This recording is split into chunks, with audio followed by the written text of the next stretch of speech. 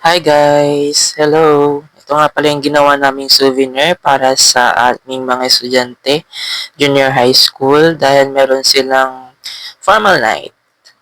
So, para makatipid, ay ito, nag-DIY na lang kami. So, tinulungan namin yung mismo talagang gumagawa nito. Siyempre, para mapabilis yung trabaho, tinulungan namin sila.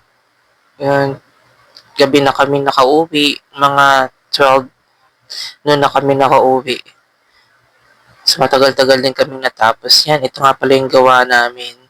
Di ba maganda? Ayan, isa pa. Yan, ito yung may mga candies. Kasi nga ang team ng aming formal night ay pastel colors. So, yan yung mga yan, tinanggal muna namin yung balot, tapos nilagyan namin ng mga candies.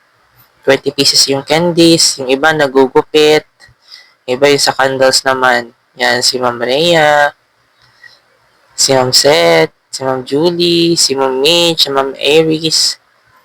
Yan, kasama namin silang tumulong. Si Mercy, yan, busy siya sa pagugupit. Si Roda, yan, siya yung taga-bukol. Pero tinulungan din namin siya magbukol. Yan po yung ginawa namin. Yan, ito yung mga ribbon, ikakabit namin. Yan, si Ma'am Zaira, busy magupit. Yan, may natapos kami ng konti. Yan yung mga tela. Yan o. Ito po yung unang nagawa namin. Yan. Madami-dami ng konti. Yan pala si Ma'am Rhea. Oh. Busy sa paggawa ng paglagay ng ribbon sa candle. Gamitin din kasi yan sa formal night. Yan, si Roda. Busy. Busy yan pero may jowa yan. Sana all na lang. Ayan, busy sila.